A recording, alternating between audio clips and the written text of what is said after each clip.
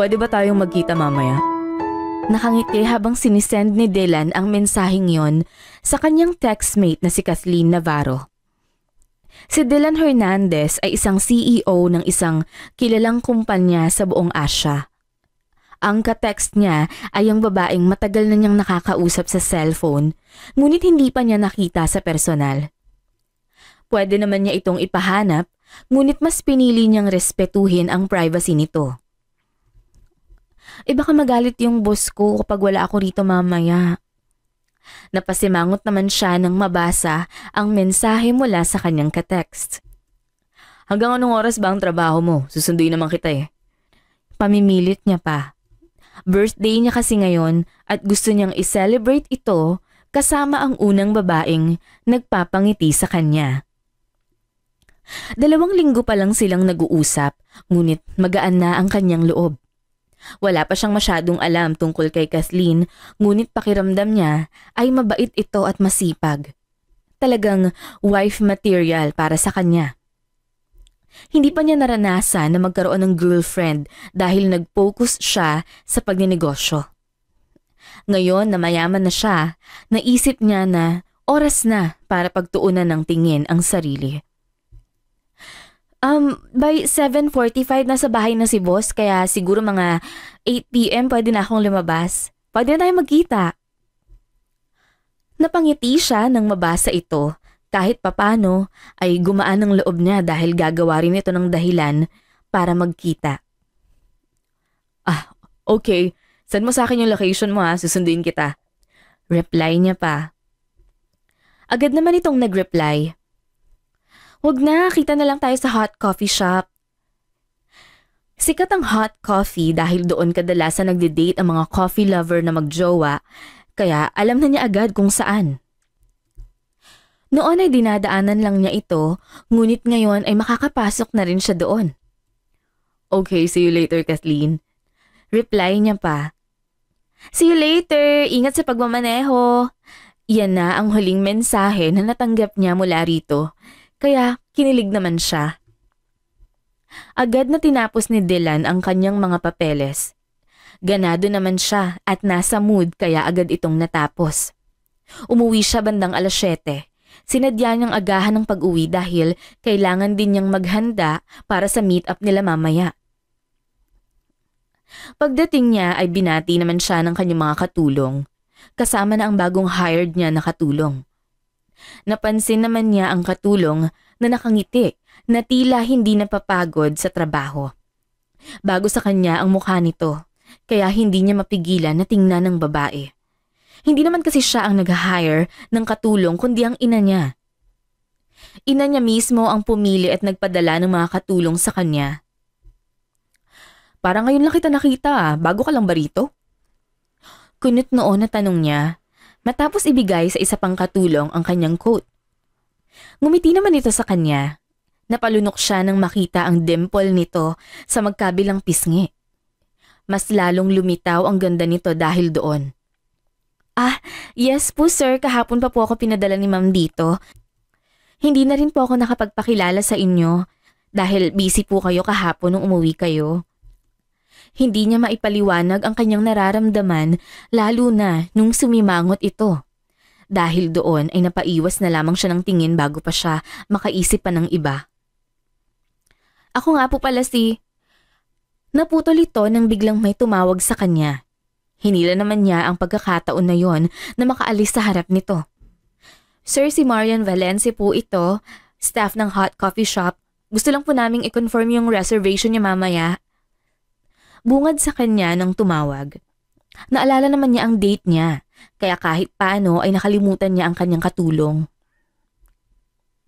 Yes, tuloy po ang reservation. Okay sir, salamat at pasensya na po sa abala. Walang problema. Pagkatapos ng usapan ay dumiretso na siya sa kanyang kwarto. Naligo siya at nag-ayos. Inabot siya ng 30 minuto bago natapos. Bihis na siya at excited nang makita ang textmate niya.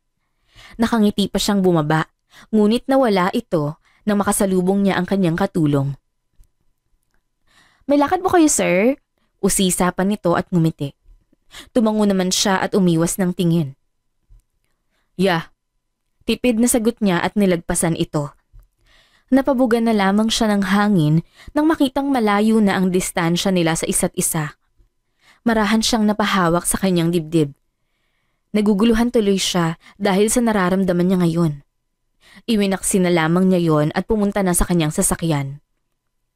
Nang nasa loob na siya ng sasakyan, ay agad naman siyang nagtipa ng mensahe para kay Kathleen. Kathleen, papunta na ako. Excited to see you. Mabilis niya itong sinend. Pinaandar niya naman agad ang sasakyan. Nakarating naman siya sa coffee shop around 7:55 p.m. Agad siyang pumasok sa loob. Hinatid naman siya ng staff sa table na kanyang pinareserved. Agad niyang pinaalam kay Kathleen na nasa coffee shop na siya, ngunit hindi pa rin ito nag-reply simula kanina. Paulit-ulit niyang tiningnan ang kanyang sarili sa refleksyon ng kanyang cellphone habang naghihintay sa mensahe nito. Kaya naman nang umilaw ang kanyang cellphone ay agad niya itong tiningnan. Nang makitang si Kathleen ang nag-text, ay agad siyang napangiti. Nasa labas na ako, nasan ka na? Nagtipa naman siya agad ng mensahe. Nasa loob ako, nasa table number 1 sa ikalawang table. Hindi niya makita kung sino ang nasa baba kaya ang ginawa na lang niya ay maghintay kung sino ang aakyat sa ikalawang palapag. Kagatlabi siyang naghihintay hanggang sa makita niya ang babaeng hindi niya inaasahang makita. Anong ginagawa niya dito? Don't tell me siya ang kadate ko. Siya si Kathleen? Hindi makapaniwalang sabi ni Dylan habang nakatingin sa kanyang katulong na palingalinga na parang may hinahanap. Hindi siya agad nakagalaw. Hindi niya alam kung ano ang kanyang gagawin. Kung tatakas ba siya o haharapin ito. Nang makita naman siya nito ay agad siya nitong nginitian at kumaway pa habang naglalakad palapit sa kanya. Ngumiti na lang din siya pabalik. Sir, bakit ka nandito? May kadate ka rin ba? Tanong pa nito na tila nanunukso. Napaiwas naman siya ng tingin dahil sa hiya. Marahan siyang napabuga ng hangin at napahilot sa kanyang noo. Yeah. Nahihiya pa siyang sumagot. Nang mapatingin naman ito sa numero ng kanyang table, ay agad na nanlaki ang mata nito at napatutup sa labi.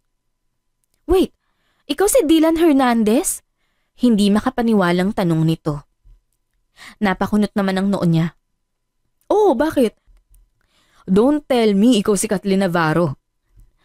Dahan-dahan naman na napatango si Kathleen. Dahilan para mapabuga ng hangin si Dylan. Umupo ka. Utos pa niya. Wala naman siyang iba pang magawa dahil nasa harap na niya si Kathleen. Hindi nag-usap ang dalawa. Hindi rin naman niya alam kung ano ang sasabihin kaya tinawag na lang niya ang waitress. Isang cappuccino. Tumingin siya kay Kathleen na parang nagtatanong kung anong gusto nito. Cappuccino lang din sa akin. Sabi nito at pilit na ngumiti. Nang umalis ang waitress ay muli namang tumahimik ang dalawa. Bakit hindi mo alam na ako ang ka-text mo? Talaga bang wala kang alam o nagpapanggap ka lang? Seryoso niyang tanong. Hindi ko alam. Ang sabi ni ma'am sa akin si Dan Hernandez ang pangalan mo. Kaya hindi ko naisip na ikaw yun. Agad naman siyang napasapos sa noo dahil sa sagot nito. Palayo ko ang Dan. Dylan ang totoo kong pangalan. Pagtatama pa niya. Tumango naman ito na parang namamangha sa sinabi niya. Sorry, hindi ko alam na. No, wala ka namang kasalanan. Pareho nating hindi alam. Ang maaaring gawin lang natin ay tapusin agad ito nang makauwi na. Pagpuputol niya pa. Hindi naman makaimik si Kathleen at tumango lang. Tila na konsensya naman siya sa pinagsasabi niya dahil baka na-offend ito. Buti na lang dumating ng kanilang order kaya kahit papano ay nawala na ang tensyon. Bakit ka gumagamit ng dating app? Tanong niya na pabigla. Curious siya sa rason nito. Bago pa lang sila naging textmate at nagchat-chat na sila sa dating app. Kinuha niya ang number nito kaya nagte-text na lang sila. Nakita naman niyang natigilan ito sa paghigop ng kape. Pinanood niya kung paano nito inilapag ng maayos ang kape. Dahil gusto ko lang ma-experience kung paano kiligin. Never pa kasi ako nagkaroon ng boyfriend dahil tutok nga ako sa pag-aalaga ng kapatid ko. Bahagya naman siyang napaiwas ng tingin. Kung tutuusin ay pareho lang pala sila ng rason. Mukhang hindi rin naman ito nagsinungaling dahil seryoso ang mukha nito habang nagsasalita. Ikaw ba? Bakit ka nakikipag-date? Wala ka bang girlfriend? Wala. Hindi naman ako makikipagkita sa iyo ngayon kung meron pa. Prenteng sagot niya at sumipsip ng kape para maiwasan ang tingin nito. Ayaw niyang sabihin ang totoong rason dahil nahihiya siya. Peke naman na tumawa si Kathleen. Sa bagay, may punto ka naman pero bakit wala kang girlfriend? I mean, nasa iyo naman ang lahat pero bakit wala kang girlfriend? Usisa pa nito. Ramdam niya na naging komportable na ito sa kanya base sa kung paano ito magsalita. Hindi pa ako handa. Gusto ko munang maging successful bago pumasok sa isang relasyon. Kahit hindi nito sabihin ay halata sa mukha nito ang pagkagulat. Ibig mo bang sabihin wala ka naging girlfriend simula bata? Kasi 'di ba sabi mo gusto mo munang maging successful. So ibig sabihin ngayon ka lang nagkaroon ng time para pagtuunan ng pansin ng pagmamahal? Tumango naman siya. Oo, parang gano'n na nga. Nakita niya ang pagkamangha sa mukha nito. Tila hindi ito makapaniwala na wala siyang naging girlfriend. Buti na lang hindi na ito nagsalita pa at itinuon na lang ang pansin sa kape na binili niya. Nang matapos magkape ay inaya na niya itong lumabas. Hindi naman niya alam kung ano ang gagawin. Kung aalalayan niya ba ito palabas o hahayaan na lang na sumunod ito sa kanya. Nang nasa tapat na sila ng sasakyan, ay pinagbuksan niya na ito ng pinto. Nagpasalamat pa ito sa kanya kaya nginitian niya na lang din ito. Saan mo gustong kumain? Tanong niya agad pagkapasok sa sasakyan. Normal na ang tibok ng puso niya kaya kahit paano ay hindi na siya natataranta. Sa bahay na lang, may ulam naman akong niluto kanina bago umalis eh. Siguro naman hindi pa yun naubos. Pwedeng yun na lang din yung kainin natin. Sagot naman nito habang nagsi-seatbelt. Yeah, sure. Agad niyang pinaandar ang sasakyan. Habang nasa kalagitnaan sila ng biyahe, ay wala namang imik ang dalawa. Minsan ay napapatingin siya rito, pero agad din na iiwas ng tingin paglilingon na ito sa kanya. After nito, ano nang mangyayari sa atin? Mahigpit na napahawak si Dylan dahil sa tanong ni Kathleen. Hindi niya rin kasi alam kung ano ang isasagot. Back to normal. Hindi sure na sagot niya. Tumingin naman sa kanya si Kathleen habang nakakunot ang noo. Hindi alam ni Kathleen kung ano ang ibig sabihin ni Dylan. Kung ito ba ay tungkol sa pagiging maid niya o tungkol sa palitan nila ng mensahe. Nang makarating sa mansyon ay agad naman silang sinalubong ng mga katulong. Ang kasama ni Kathleen sa trabaho at nakatingin sa kanya na para bang nagtatanong kung bakit sila magkasama. Hinayaan na lamang niya ang mga yon at nilingon si Dylan. Kakain ako ng dinner. Sama ka? Aya pa ni Kathleen. Tumingin naman sa kanya si Dylan at tumingin din sa daan na nasa kanyang gilid papunta sa hapagkainan. Okay, gutom na rin naman ako kaya sabay na tayo. Hindi maipaliwanag ni Kathleen ngunit nakaramdam siya ng saya dahil sa sagot ni Dylan. Sobrang natuwa talaga siya nang nalaman na si Dylan pala ang matagal na niyang katext. Wala naman talaga siyang kaalam-alam na si Dylan ang katext niya. Kung alam pa niya ay sana hindi na siya nakipagsabayan dito. Panigurado kasing magiging awkward ang lahat pagkatapos nito. Nang nasa hapag, umupo na si Dylan. Si Kathleen naman ay naghanda ng pagkain para sa kanilang dalawa. Hindi na lang tumawag si Kathleen ng kanyang kasamahan dahil kaya naman niya itong mag-isa. Niluto mo to? Hindi makapaniwalang tanong ni Dylan habang nakatingin sa ulam na nakahain sa mesa. Ang gara kasi ng design. Akala mo nasa isang expensive restaurant sila. Yep, ang galing ko, no? Sabi nito at humahagikgik. Napatitig naman si Dylan kay Kathleen. Mas lalo talagang lumalabas ang ganda nito kapag ngumingiti. Oo, at maganda pa. Mahinang sabi niya. Hindi naman ito nakaiwas sa pandinig ni Kathleen kaya tumingin ito kay Dylan. Talaga? Kaunti nga lang yung nilagay ko dyan na palamuti kasi kulang sa ingredients eh. Nakangusong sabi pa nito. Napaiwas ng tingin si Dylan. Hindi naman ang pagkain ang tinutukoy niya na maganda kundi si Kathleen. Sige, hayaan mo. Sa susunod ipapasama na kita kay Nay Martha. Pagbibili ulit yun ng stocks. Hindi mapakali si Dylan at kung saan-saan dumadapo ang tingin niya, maiwasan lang niya ang tingin ni Kathleen. Okay, sige. Kain na tayo? Tumango naman si Dylan at ngumiti. Yeah, sure. Nakaisang subo pa lang si Dylan. Natigilan siya nang mapansin na parang may kakaiba sa luto nito. Masyado itong masarap. Chicken hamonado at chicken pastel lang naman ang niluto nito pero sobrang sarap pa rin. Kakaiba sa luto ng chef ng kanyang ina. Anong hinalo mo rito? Curious na tanong niya at tiningnan pa ang mga sahog, ngunit wala naman siyang napansin na kakaiba. Bakit? Masarap masyado? Natatawang tanong nito. Napatunghay naman si Dylan sa tanong niya. Marahan siyang napaiwas ng tingin. Bago pa siya makapagsalita ay nagsalita ulit ito. Joke lang, syempre masarap talaga yan kasi may halong pagmamahal. Proud pa na sabi nito at ngumiti. Tama nga ang hinala ni Dylan noong nagte-text pa lang sila. Wife material nga ito. This is different. Ang galing mo palang magluto. Bakit di mo sinubukang mag-apply sa mga restaurant bilang chef? Nakita naman niya na natigilan si Kathleen. Sa tanong niya ay lumungkot ang itsura nito. Dahilan para lihim siyang napamura dahil doon. Hindi ako nakapagtapos.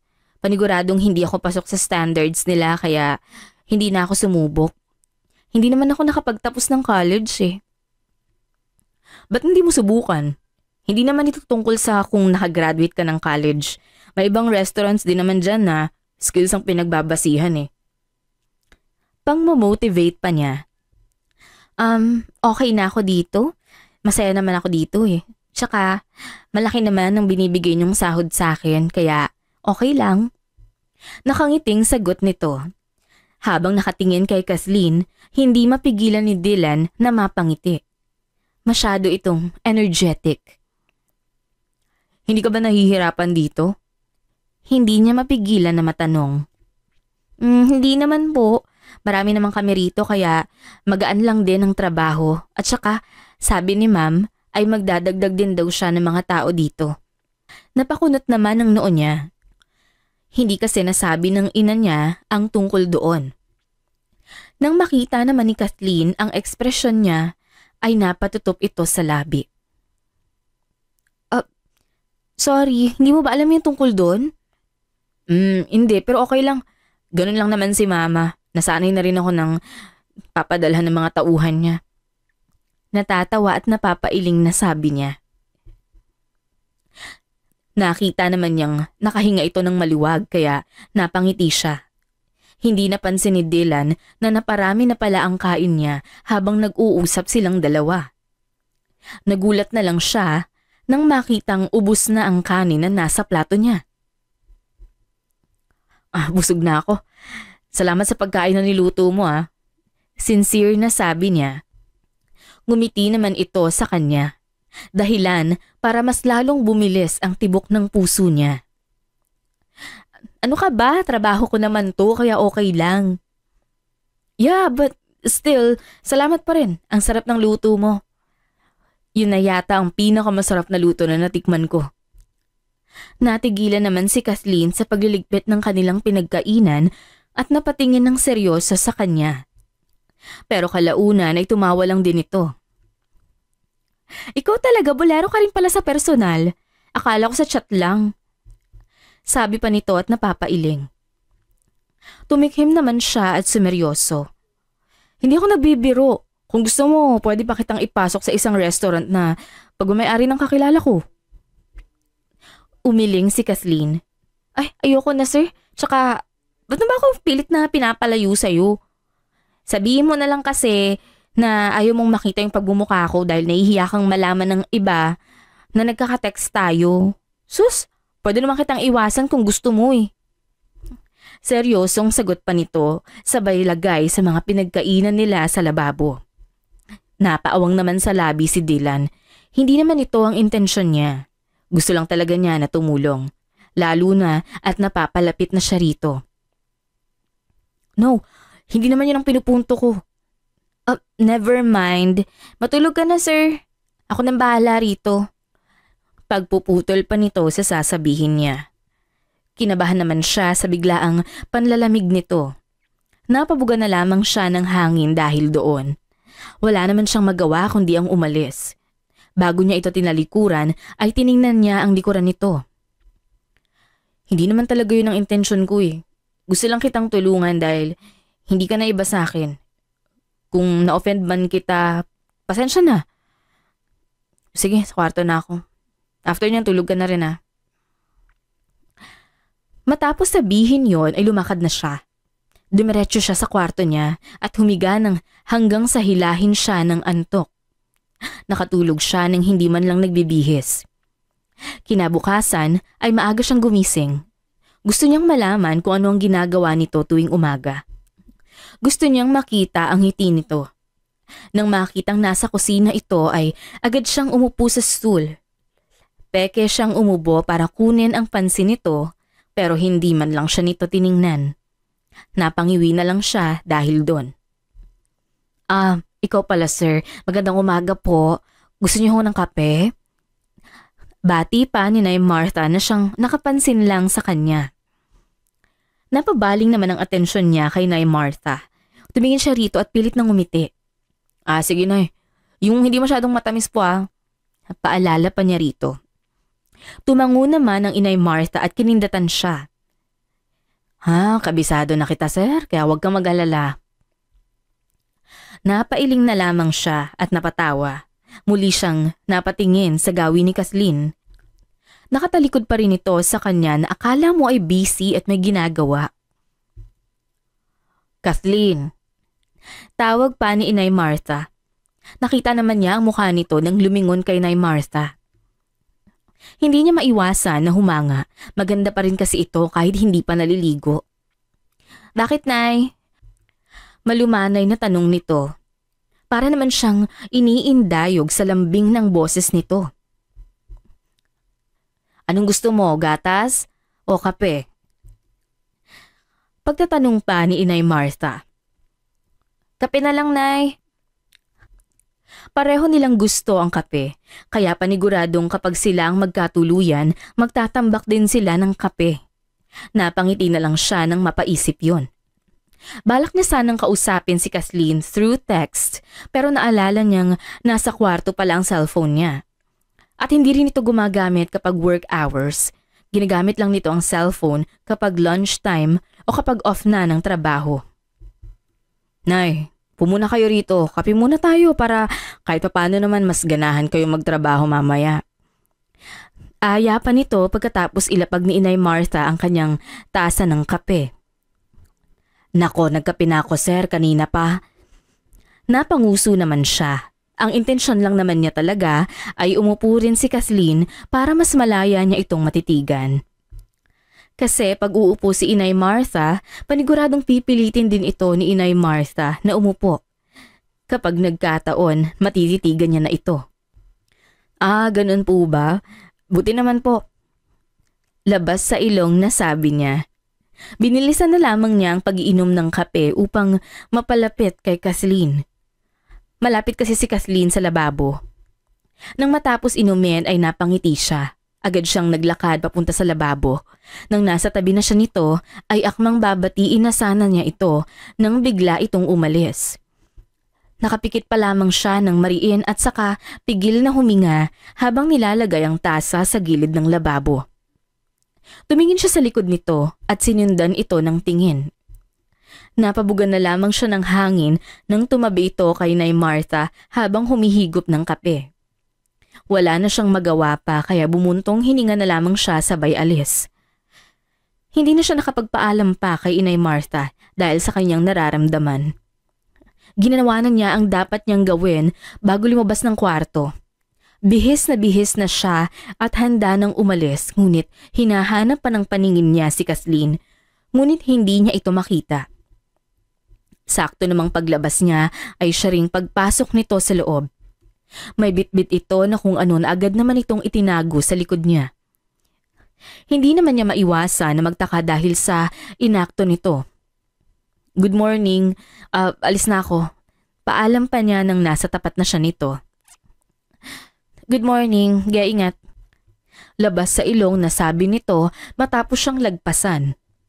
Napabuga na lamang siya ng hangin at saka marahan na napatingin sa pintuan kung saan pumasok si Kathleen. Ramdam pa rin niya ang galit nito base sa kung paano ito magsalita. Dumiretso na siya sa kumpanya. Pagdating niya ay sinalubong naman siya ng kanyang sekretaryang balisa. Good morning sir, nasa loob po si ma'am. Bati pa nito sa kanya at sinabayan siya sa paglalakad. Good morning din, ba't siya nandito? Ano raw ang kailangan niya? Kinabahan naman siya.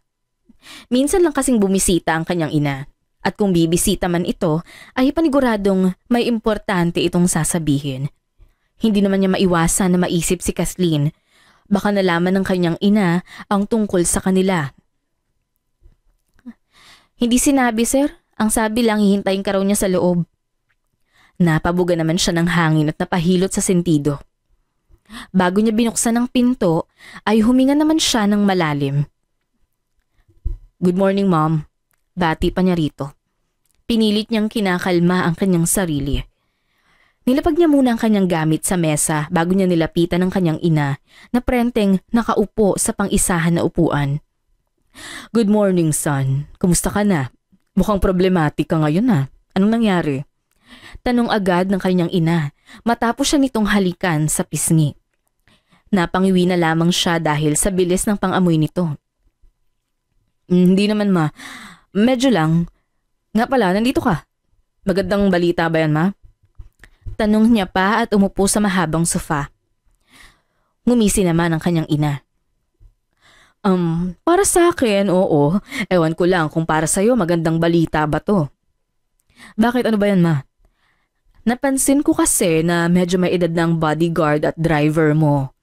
Pangunguna pa nito. So, okay lang naman sila. Hindi naman sila mabagal gumalaw. Pagtatanggol niya pa. Alam ko, pero naisip ko na bakit hindi tayo kumuha ng mas bata? Yung kasing edad mo lang. Kasi di ba kapag bata, mas mabilis ang reflexes. Napasapu naman siya sa kanyang noo. Huwag mong sabihin na nagpadala ka na naman ng driver at bodyguard sa bahay. Ngumiti naman ang kanyang ina na parang nagpapakyut. Pagkatapos ay dahan-dahan ng tumango. Ma, bakit mo na naman ginawa to? Ginawa mo ng tambakan ng mga trabahante yung bahay ko. Reklamo pa niya. Anak, kailangan din nila ng trabaho. Naawa naman ako sa... Oh, come on, ma'am. Alam nating pareho na pwede mo silang ipasok sa ibang kumpanya natin. So bakit sa bahay ko pa talaga?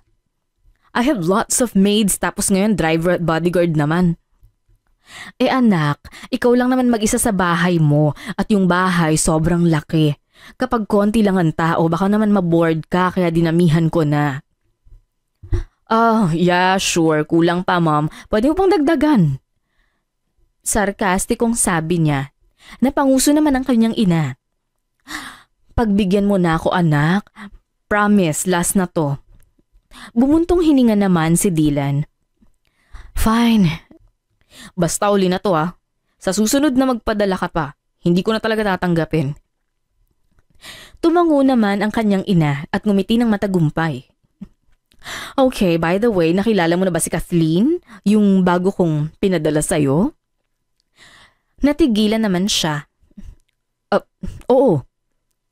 Oh, anong masasabi mo sa kanya? Okay lang ba siya? Napaiwas naman siya ng tingin. Okay lang naman, palagi ko man nakikitang may ginagawa.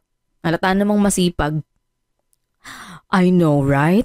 Tama nga ang napili ko. Dapat ingatan mo yon kasi sa 50 applicants, siya lang ang napili ko. Siya lang din kasi ang hindi maarte. Natutuwang sabi ng kanyang ina. Napalunok naman siya. Okay. Tumayo na ang kanyang ina kaya napunta ang tingin niya rito. Oh sige, aalis na ako anak. Yun lang naman ang pakay ko rito, ang kumustahin ka at balitaan tungkol sa pagpapadala ko ng bodyguard at driver sa bahay mo. Tumango naman siya at tumayo na rin. Binigyan ang kanyang ina ng mainit na yakap. Dama na dama naman niya ang pagkamis nito sa kanya base sa higpit ng yakap nito. Ingat ka palagi anak ha. Sana makahanap ka na ng babaeng para sa'yo para hindi ka na mag-isa habang buhay. Bili nito sa kanya at tinapik pa ang kanyang balikat. Hindi na siya makapagsalita pa dahil ang tanging pumasok sa isipan niya nang sabihin ng nanay niya yon ay ang pangalan ni Kathleen. Mabilis na natapos ang araw. Umuwi si Dylan ng 5 p.m. Mas maaga kumpara sa usual time kung kailan siya umuwi. Tila lahat ng empleyado rin niya ay nagulat nang makita siya sa parking lot.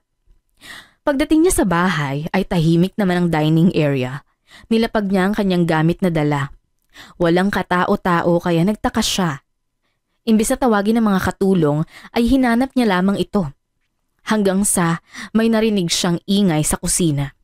Agad niya itong pinuntahan at nagulat na lamang siya nang makitang nasa iisang mesa ang mga ito kasama ang dalawang lalaki na bago lang sa kanya. Ito siguro ang sinasabi ng kanyang ina na bago niyang driver at bodyguard. Hindi siya napansin ng mga ito dahil busy ito sa pakikipag-usap. Tila nagpa-welcome party ang mga ito sa bagong dating na hindi man lang pinaalam sa kanya. Napadako ang tingin niya sa mesa. Tila kumirot naman ang puso niya nang makitang juice at sandwich lang ang hinanda ng mga ito. Hindi naman niya pinagbabawalan ng mga ito na kumain kung ano ang gusto nila. Nang mapatingin sa kanya si Nay Martha, ay napansin naman niya ang pagkagulat nito. Naging balisa ito. Sir, nandito na pala kayo. Kabadong sabi nito at hilaw ng ngumiti. Nakita naman niya ang paglingon sa kanya ng mga ito. Nanlaki ang mata at tila kabado sila. Para silang natakot na baka pagalitan sila. Para mabawasan ang kaba nito, ay ngumiti naman siya. Oo, ngayon lang din ako dumating. Sagot nito. Hinubad niya ang kanyang coat, agad namang nilahad ng isang katulong ang kamay nito, kaya binigay niya agad dito ang kanyang coat. Lumapit naman siya sa ref at kumuha ng bottled water. Habang nakatalikod siya, ay ramdam niya ang pagsenyas ni Inay Martha sa mga ito na para bang inuutusang magligpit ng mga nasa mesa. Nay, tawag pa nito. Bakit sir? Nauutal pa na sagot nito. Ramdam naman niya ang kaba ng mga katulong na nasa loob. Marami pang mga stock sa cabinet, pwede niyong gamitin yon para mamaya. Suggestion niya. Mamaya? Ano pong meron mamaya sir? Humarap naman siya sa mga ito. Nakita naman niya kung paano siya iwasan ng mga ito. May welcome party, di ba? Pwede niyong gamitin yung natitirang stock. Also, ayoko ng ingay kaya pwedeng sa pool na lang kayo mag-celebrate. Mamili rin kayo ng isang wine na gusto niyong inumin dun sa minibar. Kasi alam niyo na, hindi kumpleto ang celebration kung walang wine. Nakita naman niya kung paano nakahinga ng maluwag ang mga ito. Natawa na lamang siya dahil doon. Kung sa ibang amo nila ay ipagdadamot nito ang bagay na hindi naman nila madadala kapag namatay. Well, ibahin nila si Dylan. Mukha mang masungit ito minsan pero may puso pa rin ito. Nako, salamat sir. Kala namin galit kayo eh. Nakangiting sabi ni Inay Martha na ngayon ay nakahinga na nga ng maluwag. Oo nga sir, grabe yung kaba ko. Muntik na akong malagutan ng hininga. Dagdag pa ng isa niyang katulong, dahilan para mabaling ang atensyon niya rito. Ngunit nang mapadako ang tingin niya sa tabi nito, ay natigilan naman siya. Seryoso kasing nakatingin sa kanya si Kathleen. "Salamat sir, ang bait mo talaga." Sabi pa ng nasa gilid niya, dahilan para mabalik siya sa ulirat. Iniwas niya ang kanyang tingin kay Kathleen. "Okay, mag-alala. Hindi naman ako magagalit kung may party kayo sa bahay as long as hindi ko maririnig yung ingay nyo dahil may trabaho pa ako bukas at kailangan ko rin magpahinga." Ngumiti naman ang mga ito at tumangu-tango. "Okay sir, tatandaan po namin yan." Tumango naman siya. Nagpaalam na rin siya sa mga ito. Bago siya makalabas sa kusina ay ramdam niya ang mainit na titig ni Kathleen mula sa kanyang likod. Habang paakyat siya sa itaas ay naramdaman naman niyang may nakasunod sa kanya kaya tumigil siya. Naramdaman din naman niya na tumigil ito. Kahit hindi niya pa ito lingunin ay alam niyang si Kathleen ito. Ramdam niya ito. "May kailangan ka ba?" Seryoso na tanong niya na hindi niya nilingon. Hindi niya ine-expect ang sasabihin nito. "Ano yung kanina? Ikaw ba talaga yun o nagpapanggap ka lang?" Mabilis na napakunot ang kanyang noo. Agad niya itong hinarap. "Kathleen, I'm just being me. Hindi ko alam kung bakit ang init ng ulo mo sa akin.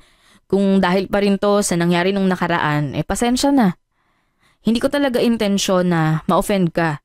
Sinabi ko lang yon dahil gusto kitang tulungan." Hilaw naman itong ngumisi sa kanya. "Tulungan?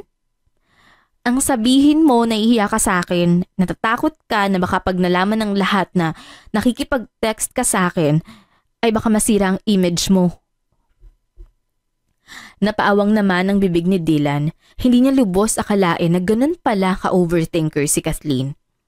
Imbis na sabayan ng galit nito ay huminga na lang siya ng malalim. Sabay sabi ng, "Kathleen, hindi ganun yun. Magdadahilan ka na naman. Huwag ka mag-alala. Hindi naman kita papatulan eh." Galit na sabi nito at saka tinalikuran siya. Napakuyom na lamang siya ng kanyang kamay habang ang puso niya ay parang sinasaksak ng libo-libong kutsilyo. Hindi niya maitatanggi na nasasaktan siya sa sinabi nito. Nakailang pikit at gulong na siya sa kama, ngunit hindi pa rin siya makatulog. Kahit anong posisyon ang sinusubukan niya ay hindi pa rin siya hinila ng antok. Kaya naman napagpasyahan niya na pumunta sa kanyang terrace. Sakto namang tanaw na tanaw mula sa taas ang pool, kaya nakita niya kung gaano kasaya ang mga kasambahay niya. Napangiti naman agad siya, ngunit agad din itong nabura nang makita ang dalawang tao na nakaupo sa gilid ng pool at masayang nag-uusap. Bumalik na lamang siya sa kanyang kama at muling humiga. Wala namang sila pero nasasaktan siya.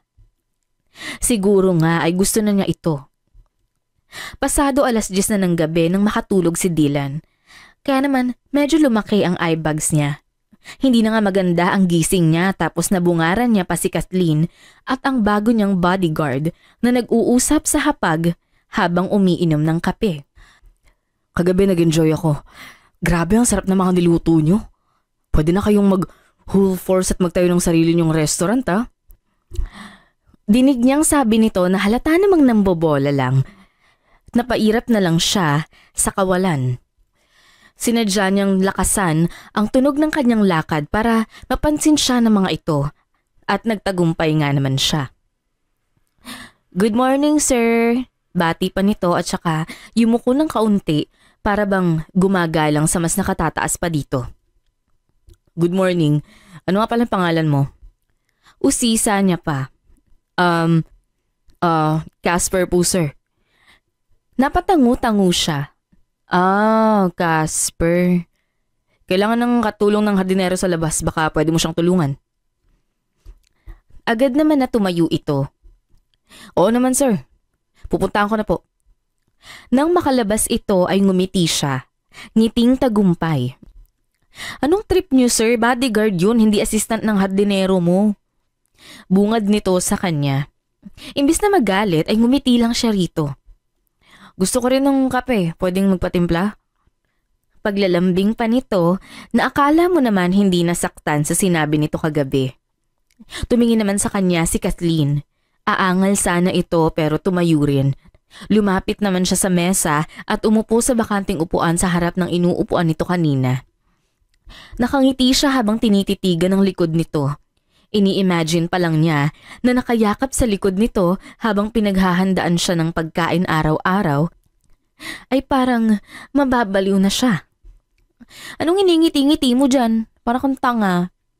Sabi pa nito, sabay lapag ng tasa sa harap niya. Napailing na lamang siya. Alam mo, mas lalo kang gumaganda pag nagagalit. Pero mas maganda ka pag hindi ka galit. Nakita naman niyang namula ito at inirapan siya. Ay naku, ewan ko sa'yo. Huwag mo na nga akong landiin. Bakit? May magagalit ba? Bumalik sa seryoso ang mukha nito. Hindi ito sumagot at umiwas ng tingin. Nawala naman siya ng gana dahil sa inakto nito. Sabi nga nila, silence means yes. Bigay mo na lang sa iba, ayoko na. Malamig na utos niya at tinalikuran ito.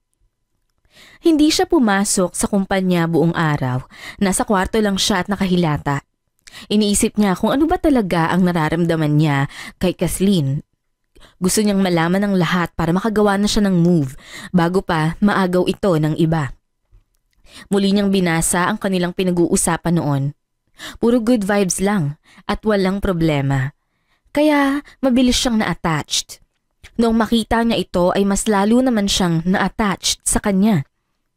Siguro nga ay gusto na niya ito.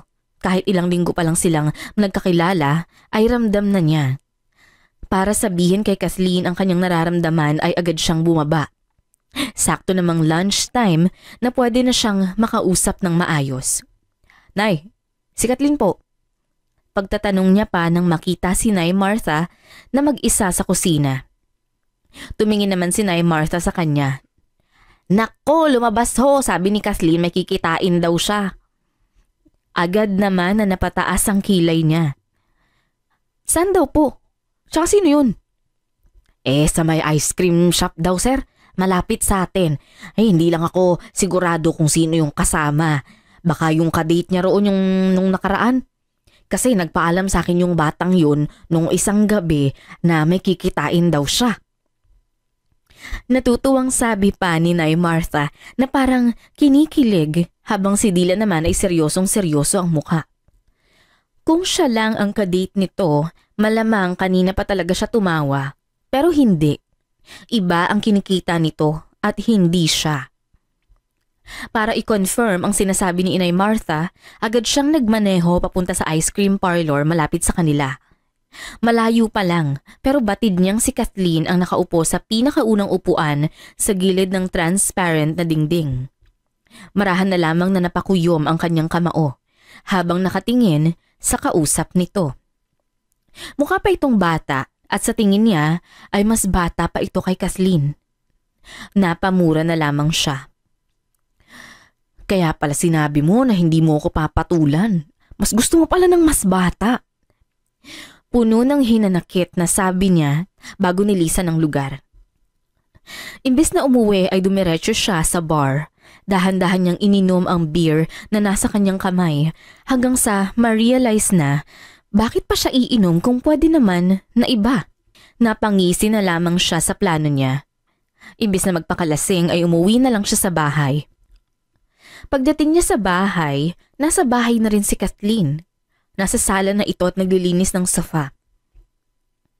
Peke siyang umubo para kunin ang atensyon nito. Nakita naman niyang natigilan ito ngunit nagpatuloy lang din. Sabi ni Nay Martha lumabas ka raw ah. Kumustang date? Labas sa ilong na tanong niya. Seryoso naman siyang tinitingnan nito pero nginitian lang niya ito. Bakit mo ba? Inirapan siya nito dahilan para mapatawa siya. Alam mo, ang cute mong tingnan pag ganyan ka. Para kang si Jollibee, matambok yung pisngi. Banat pa niya. Sinamaan niya pa ito ng tingin.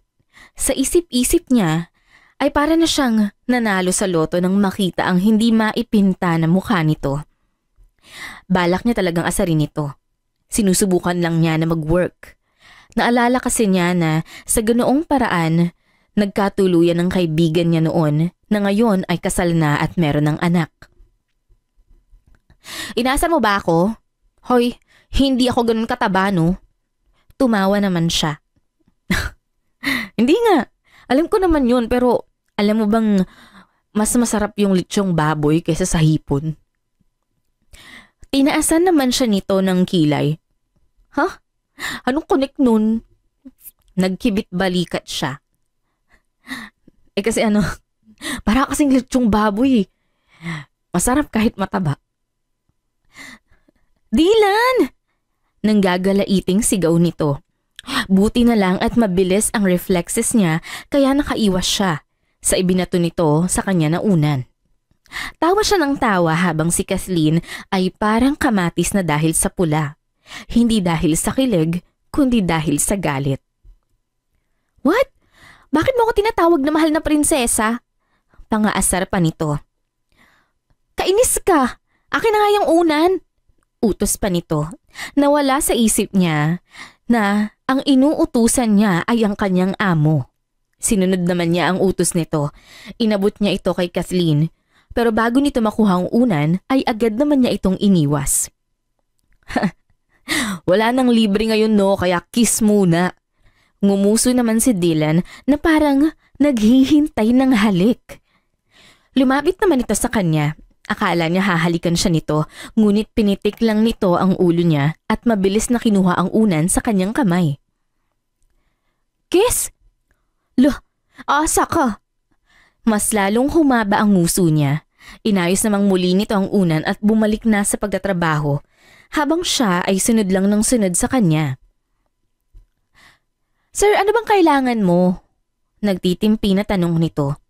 Ngumiti naman si Dylan ng napakatamis. Ikaw, pwede ka ba? Isang malakas naman na batok ang natanggap niya mula rito. Aray!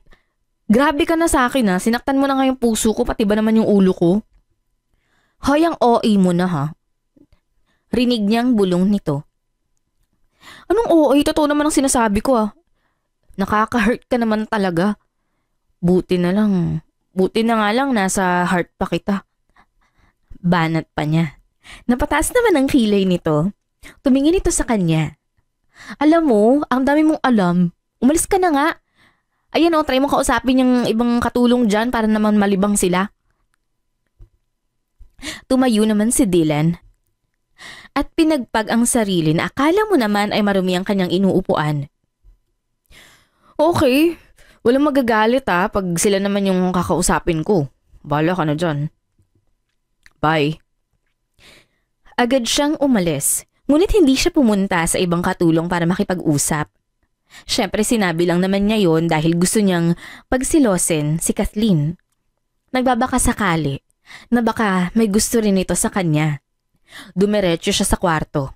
Pagod siya kaya humiga siya sa kama. Ilang minuto lang ay hinila na agad siya ng antok. Nagising si Dylan ng 7:34 dahil pagod siya at gusto niyang asarin si Kathleen ay nag-text siya rito. Patid ng dinner ko sa kwarto please.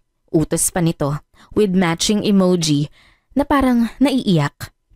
Kahit hindi nito makita si Kathleen ay alam niyang napairap na ito sa kawalan. Ilang minuto lang ay narinig niya ang katok sa pinto ng kwarto niya. Agad naman siyang pumunta sa kanyang table at umupo sa swivel chair. Hey, what took you so long? Tanong pa nito. Ay, pasensya na po sir, natagalan sa paghahanda. Agad na napatingin si Dylan sa nagsalita. Napakuyom ang kanyang kamao nang makitang hindi pala si Kathleen ang naghatid sa kanya ng pagkain. Nasaan si Kathleen? Tanong pa niya at lumayo ng kaunti sa table. Nasa baba po, naguhugas. Sabi niya po sa akin na nagpapahatid daw po kayo ng dinner kaya ako na yung naghatid. Paliwanag nito habang nilalapag ang pagkain sa mesa. Tumingin naman siya sa ulam. Alam niyang si Kathleen ang nagluto dahil magandang tingnan at presentable. Kahit papano ay nabawasan ang kanyang galit dahil doon. Gusto ko ng gatas. Sabihin mo sa kanya na dalhan niya ako ng gatas. Utos pa niya. Okay sir, sabihin ko po. Alis na ako sir. Yumuko ito ng bahagya at saka lumakad na. Sakto namang tapos na siyang kumain nang dumating si Kathleen. Pinaglandas niya ang kanyang braso habang hinihintay ang paglapit nito sa kanya. Ito na po ang gatas niyo sir. Mahinahon na sabi nito pagkatapos ilapag ang isang baso ng gatas. Marami pa akong gatas. Gusto mong tikman? Napaubo naman si Kathleen sa sarili nitong laway. Tawa naman siya ng tawa nang makita ang pagkataranta nito. Bastos! Nang gagalaiting sigaw nito. Kalma, Kathleen, kalma. Ibang gatas naman kasi hata yung iniisip mo eh. Natatawang sabi niya. Sinamaan naman siya ng tingin nito. Hoy, kahit anong klaseng gatas pa yan wala akong planong tikman yan. Kaya pwede ba? Usog ka muna nga, kukunin ko yung pinagkainan nyo. Napailing na lamang siya. Sinunod naman niya ang utos nito. Mahirap na at baka sipain siya nito sa ibaba. Habang nakatingin kay Kathleen na nag-aayos sa mga pinagkainan niya, hindi niya maiwasan na mapasabi ng, I miss you. I miss the old Kathleen. Natigilan naman si Kathleen at napaiwas ng tingin. Nakita niyang nagmamadali itong nagpuna sa kanyang mesa at napabuntong hininga na lamang siya dahil doon. Wala na po ba kayong kailangan, sir? Kung wala na, paano kung sabihin kong kailangan ko ng yakap mo? Ibibigay mo ba? Namamaos na tanong niya. Napaiwas naman sa kanya ng tingin si Kathleen. Sir, seryoso po ako. Bakit? Sino bang nagsabi sa'yo na hindi ako seryoso, Kathleen? Seryoso ako. Seryosong seryoso ako. Sir, mukhang wala ka ng kailangan. Alis na po ako Paalam pa nito. Pero bago pa man ito makaalis, ay agad siyang tumayo at niyakap ito mula sa likod. Naramdaman naman niyang natigilan ito. Mas hinigpitan niya ang kanyang yakap at saka ipinatong ang mukha sa balikat nito. Tila nawala naman ang problema niya dahil sa yakap nito. Namiss kita. Gusto ko nang makita ang ngiti mo. Gusto kong makita ka na nakangiti dahil sa akin. Bulong niya rito. Napalunok naman si Kathleen. Sir malito eh. Boss kita, katulong mo ko kaya malito. Kaya pwede ba pakawalan niyo na ako sir? Pag makaawa nito. Tumango naman siya. Labag man sa loob ay kumalas siya sa yakap. Nang makawala ito ay dire-diretso naman itong lumabas nang hindi man lang siya nilingon. Napabuntong hininga na lamang siya at napaupo sa upuan. Pagkatapos ay napahilamo sa mukha. Kinabukasan ay napansin naman niya ang pagiging mailap nito. Hindi na niya ito inasar at bumalik na lang siya sa usual nilang ginagawa tuwing umaga. Dumiretso naman agad siya sa kumpanya pagkatapos kumain. Pagdating niya ron ay nakalimutan naman niya ang kanyang mga papeles na nasa kwarto niya. Si Kathleen lang ang naisip niya na pwedeng kontakin. Wala kasi siyang number sa kanyang driver dahil alam naman ito kung anong oras siyang umuwi at kung anong oras siya magpapahatid sa trabaho. Napabuntong hininga siya at mabilis na kinuha ang kanyang cellphone at nagtipa ng mensahe. May naiwan akong folder sa kama. Pakikuha please at ibigay mo sa driver. Sabihin mo ipahatid dito. Salamat. Text pa niya. Tulala na naman siyang hinintay ang reply nito. Ilang minuto lang ay tumunog naman ang cellphone niya, kaya agad niya itong tiningnan. Papunta na. Reply naman nito. Nakahinga siya ng maluwag. Pinaikot niya ang upuan paharap sa salamin na dingding. Kahit paano ay kumalma siya. Nang may kumatok ay agad naman siyang humarap. Pasok, sigaw niya pa rito. Nagulat siya nang makita si Kathleen sa kanyang harap. Ang driver kasi ang inuutusan niyang maghatid at hindi si Kathleen. Ito na po yung folder na pinapahatid mo, sir. Inabot nito sa kanya ang folder. Agad naman niya itong tinanggap. Nasaan yung driver? Ba't ikaw yung naghatid? Kunot noon na tanong niya.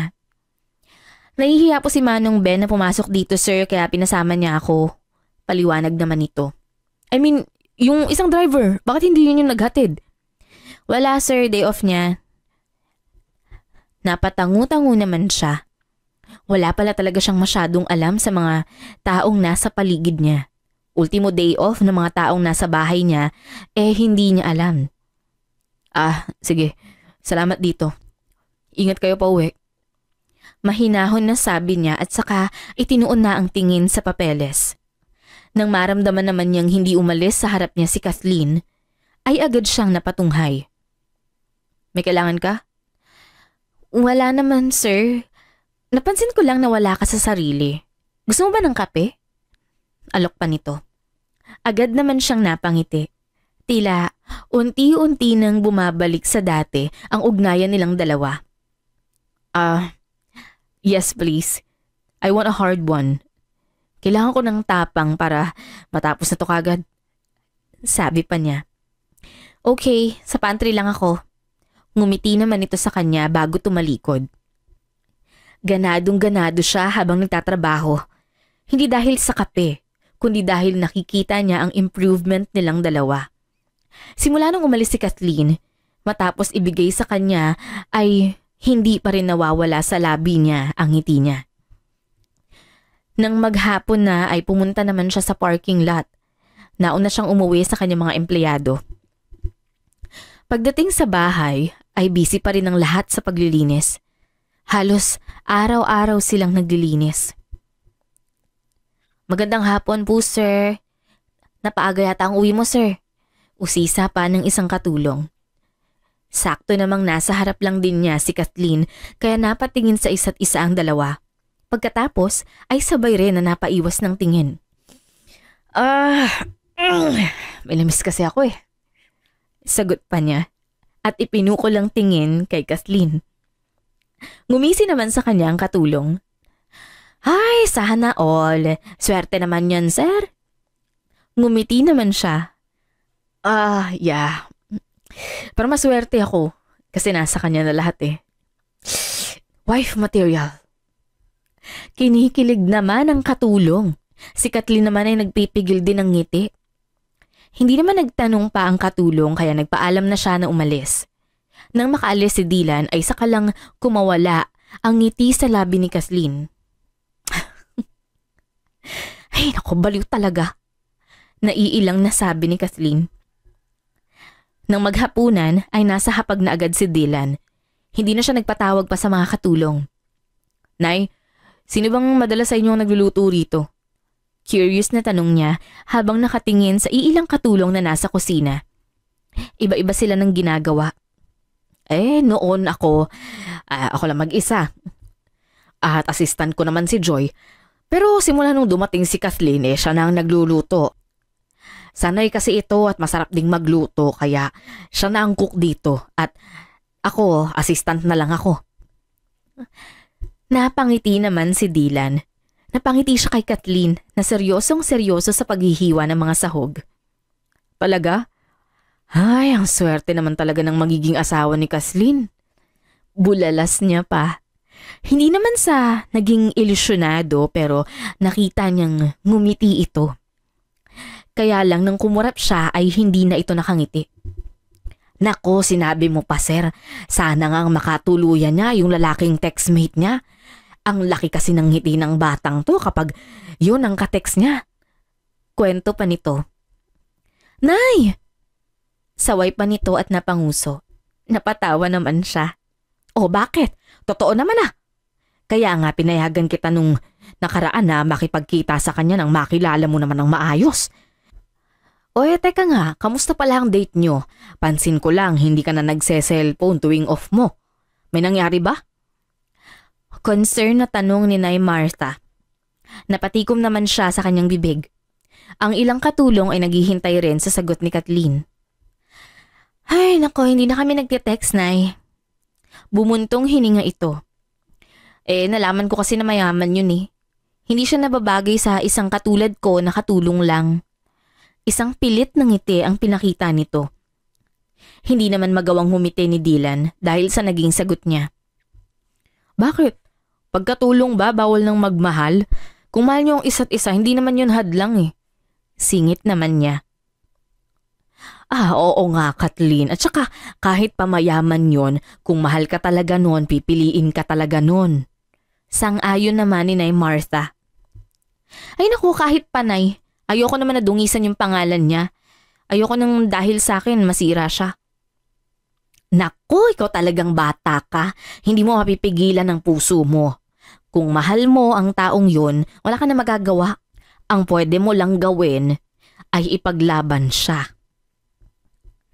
Hindi na umimik pa si Dylan. Tama naman si Nay Martha.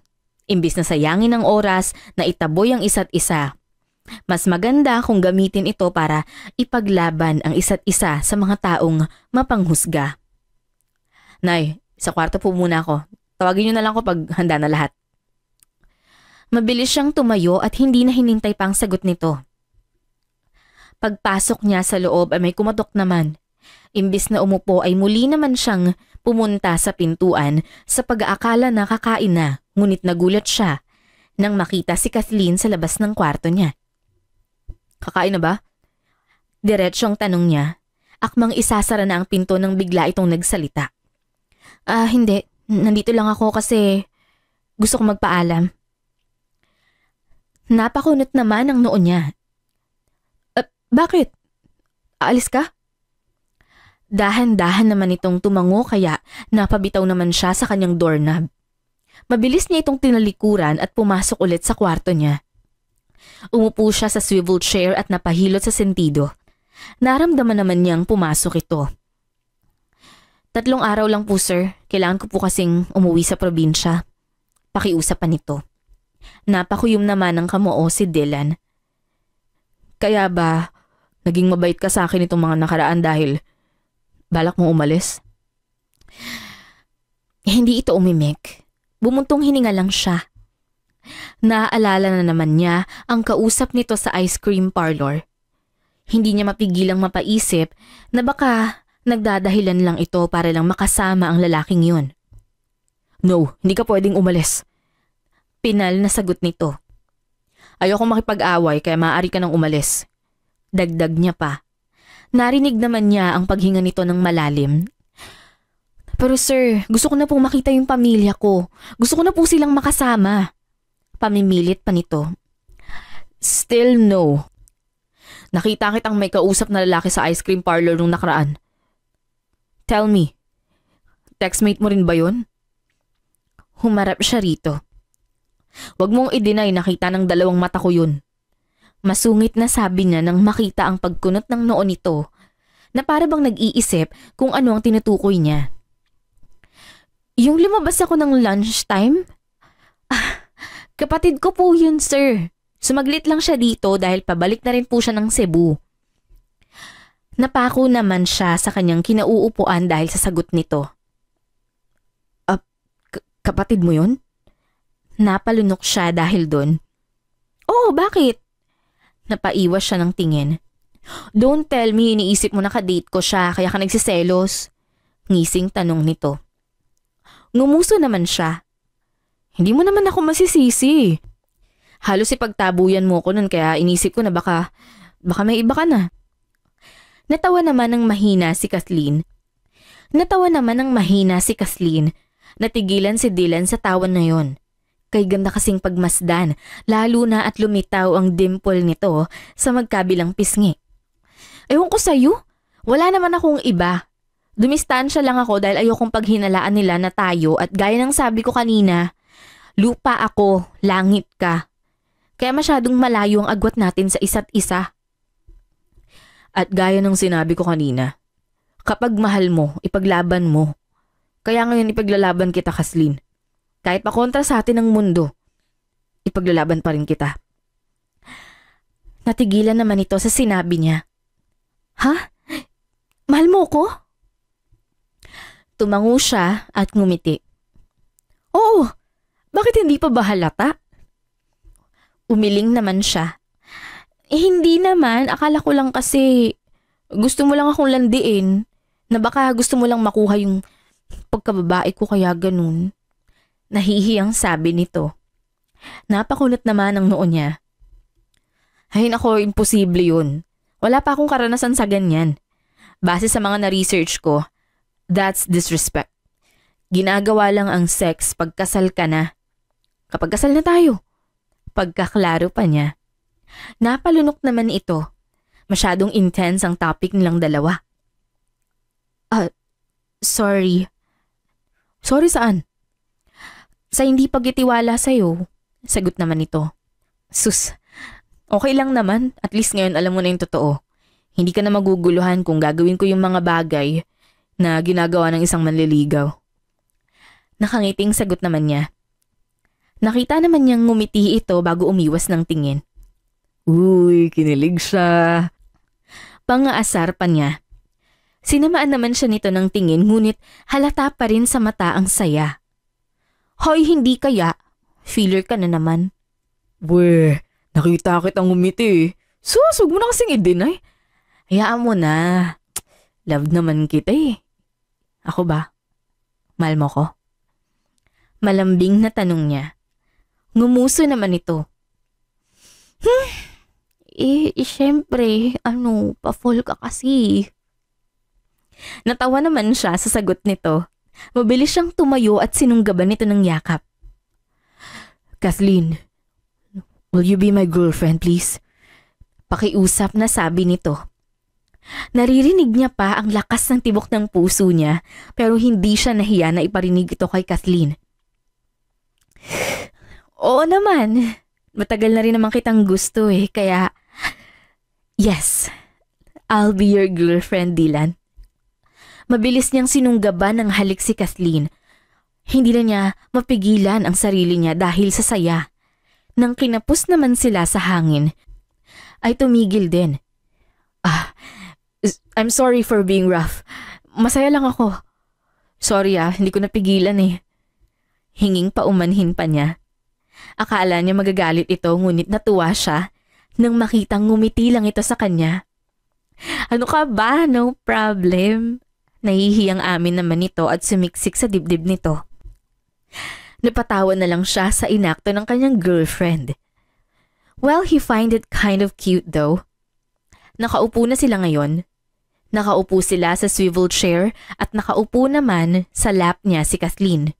Nakatagilid ito kaya kitang-kita niya ang ganda nito. Hoy, ano ka ba? Tigilan mo ako sa katititig mong ganyan. Baka naman mamaya matunaw na ako niyan Nakangusong sabi nito. Tumawa naman siya, sabay pisil sa ilong nito. Ang ganda talaga ng girlfriend ko. Alam mo, sarap kilalanin ng magulang mo para makahingi ng permiso. Ha? Permiso saan? Di para pakasalan ka, syempre. Kailangan ko munang magpakilala sa magulang mo. Nang sa ganoon, hindi ako mahirapan pag nag-propose na ako sa'yo. Ngumisi naman ito. Paano kung sa akin ka mahirapan na baka i-reject ko yung proposal mo? Di okay lang din. Propose na lang ulit. Nakangusong sagot niya. Ganun? Hindi ka mahihiya? Hindi makapaniwalang tanong nito. Bakit naman ako mahihiya? Kapag ikaw ang pinag-uusapan, wala nang hiya-hiya. Ang importante, makuha kita at maging akin ka. Tara na nga. Baka mamaya mamatay pa tayo niyan dahil sa gutom o di wala nang kasalang mangyayari. Natatawang sabi nito. Napailing na lamang siya at tumayo rin. Okay, sige, mauna ka na. Sunod na lang ako. Tumango naman ito. Akmang tatalikod na ito kaya mabilis niya itong hinila at hinalikan sa labi. Goodbye kiss. Pa yan. Hirit niya at napakamot sa batok. Tumawa na lamang ito at saka napailing. Nang makalabas si Kathleen ay ngingiti-ngiti naman siya. Thank you Lord. Ang bait ng babaeng binigay niyo sa akin. Bulalas pa nito at tumingala. Makalipas ang ilang araw, kahit todo tago sila ng kanilang relasyon ay nalaman pa rin ito ng kasamahan nito sa trabaho. Kaya naman, formal niyang pinakilala sa lahat si Kathleen bilang girlfriend niya. Lahat naman sila ay natuwa. Masaya siya nang makitang hindi ito nakatanggap ng judgments mula sa kasamahan nito sa trabaho. Ang lahat ay masaya para sa kanila. Ngayon, nasa probinsya naman sila. Sinabi niya kasi kay Kathleen na sasama siya kapag uuwi ito sa probinsya. Gusto niyang makilala ang pamilya nito kaya hindi naman tumanggi si Kathleen. Tahimik na nagmamaneho si Dylan. Nasa likod naman ang mga pinamili nila para sa pamilya ni Kathleen. Si Kathleen naman ay nasa passenger seat. Of course, she's the passenger princess. Oh, kanina ka patahimik ka. May problema ba? Nag-aalala na tanong nito. Umiling naman si Dylan at ngumiti. Hindi naman, kinakabahan lang ako. Bakit? Baka kasi hindi ako magustuhan ng magulang mo eh. Napatawa naman si Kathleen dahil sa sinabi niya at napailing. Alam mo, hindi yan mangyayari. For sure magugustuhan ka nila. Okay? Sumimangot naman siya. Sana nga. Pagdating nila ay agad namang bumati si Dylan. Kabadong-kabado pa siya nang magmano sa magulang nito. Ma, si Dylan po, boss ko, na... Ha? Boss ka pala ng anak ko, iho. Nako, pasensya na. Pumasok ka muna dito sa loob. Cardo, narito ang ate at ang boss ng ate mo. Maghanda ka ng makakain. Sigaw pa ng kanyang ama at mabilis na inakay si Dylan na akala mo naman ay baldado. Napatawa na lamang si Kathleen dahil doon. Aangal pa sana si Dylan ngunit nakapasok na sila sa loob. Tahimik niyang nilibot ang paligid. Maliit ang bahay, ngunit malinis. Nasa tamang ayos ang mga upuan at ang divider nila ay hindi makalat. Nakita naman niyang inutusan ni Kathleen ang kapatid nito na kunin ang iba pa nilang pinamili. Nakko iho, pagpasensyahan mo na itong bahay namin ha. Alam namin na mas malaki yung bahay nyo kaysa sa amin kaya kung hindi kayo komportable, maiintindihan naman namin kung aalis kayo. Mahabang sabi ng ama nito. Ngumiti naman siya. Wala pong problema sa akin sir. Hindi naman po ako nandito para humusga sa katayuan nyo. Nandito po ako para humingi ng permiso. Nakita naman niya ang pagtataka sa mukha ng ama nito kaya kinabahan siya. Permiso saan? Gusto ko po kasing pakasalan si Kathleen kaya humihingi po ako ng basbas. Teka, girlfriend mo ang anak ko? Hindi makapaniwala na tanong ng ama nito. Tumango naman siya. Opo. Aba, kung ganun tatay at nanay na rin ang itawag mo sa amin. Kapag uuwi ang asawa ko, ipapakilala kita. Huwag ka mag-alala. Payag ako na magpakasal kayo. Basta wag mo lang sasaktan ng anak ko ha. Matulis pa naman yung ita ko dyan sa likod. Pananakot pa nito, napakamot naman siya sa kanyang batok. Nako, hindi ko magagawa yan tay. Mahal na mahal ko po si Kathleen. Batid niyang narinig yun ni Kathleen dahil namumula ito. Aba, dapat lang. Sige. Dito ka muna, tatawagin ko lang yung nanay mo ha, Kathleen. Ikaw munang bahala dyan. At huwag kang gagawa ng kalokohan. Banta pa nito. Tumango naman si Kathleen at ngumiti. Yes, tay. Umalis na ang ama nito kaya sila na lang dalawa sa bahay. Ang kapatid naman nito ay nasa labas. Busy ito sa paghahalungkat sa pinamili nila. Ang ibang mga tsokolate ay ipinamigay na sa mga bata. Alam naman yun ni Kathleen at hindi ito nagalit dahil ika nga nila, sharing is caring. Kinamusta naman siya nito. Tinawanan pa siya nito dahil mukha raw siyang natatay kanina kaya napanguso na lamang siya. Ilang minuto lang ay bumalik naman ang ama nito kasama ang kanyang ina. Pinakilala siya nito. Nakita naman niyang masaya ito nang malaman na girlfriend niya ang anak nila kaya nakahinga siya ng maluwag. Masyado siyang welcome sa bahay nila. Pinagmamalaki pa siya sa mga kapitbahay nila. Bagay na ikinatuwa naman niya. 2 araw na sila sa probinsya, ngunit hindi man lang nakaramdam si Dylan ng pagkainip. Bawat minuto kasi ay meron silang ginagawa. Kung hindi bibisita sa bukid ay bibisita sila sa talon para magtampisaw. Ngayong araw, planado na ni Dylan ang lahat.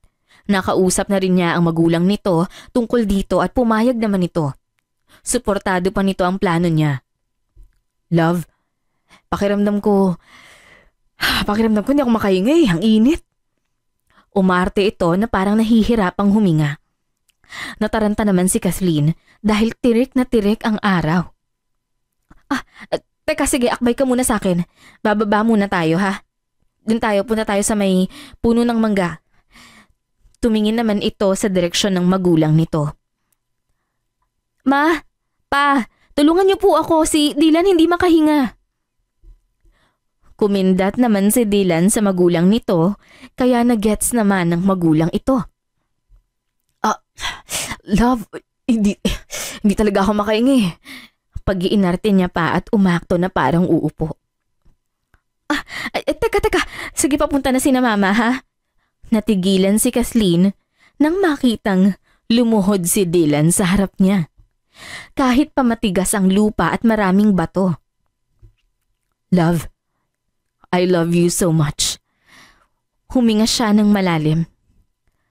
Will you marry me? Napatakip naman si Kathleen ng kanyang bibig gamit ang dalawa niyang kamay. Ha? Uy, nakakainis ka. Akala ko naman kung paano ka na pinakaba mo ko eh.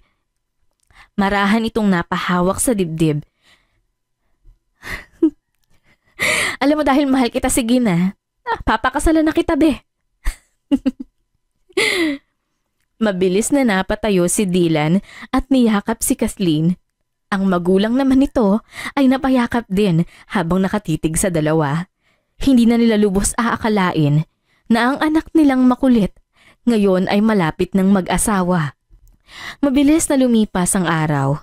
Matapos ang proposal ay bumalik sila sa Manila.